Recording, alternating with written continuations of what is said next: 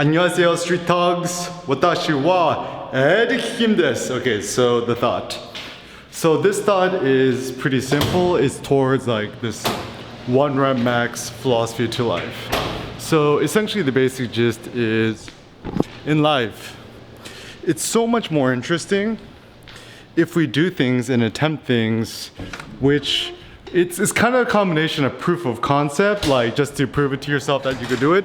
So for a long time, one of my life goals was to do a 500-pound one rep max sumo style, no belt, no straps, no coke, whatever. And yeah, and I did 455, 4 plates and 25 on each side. Just search Eric Kim sumo deadlift, you can find it on YouTube's. And I was actually very much on my way to doing the 500-pound deadlift until COVID happened.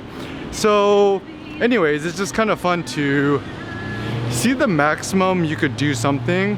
So even with entrepreneurship, I think this notion is interesting, where see the maximum amount of money you could charge for your service, your product, whatever, and all you need is one sale, one confirmation of a proof of concept, and consider yourself happy and fortunate, right?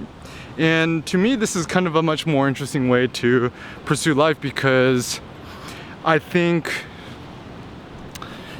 trying to demonstrate proof of concept and to live life in such a way that you don't leave any rock unoverturned is it's a very good way of living life. It kind of gives you the opportunity to explore more, to think more, to experiment more, to wonder more, and also to live in such a way that, yeah, you just live life without no regrets. Because I think a life where you live regrets is probably the worst life.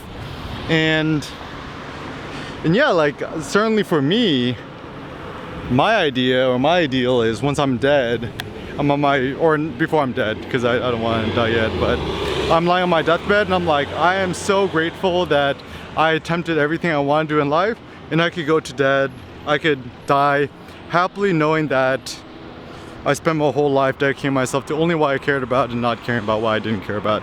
So it's kind of interesting because it's like kind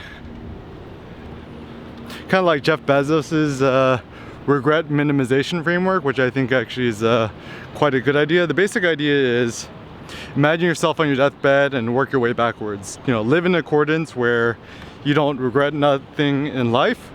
And I don't know what that is for you, but just try to be honest with yourself, right? Like, some ideals may seem kind of crazy or outlandish or insane, but if you care enough about it, I say go for it.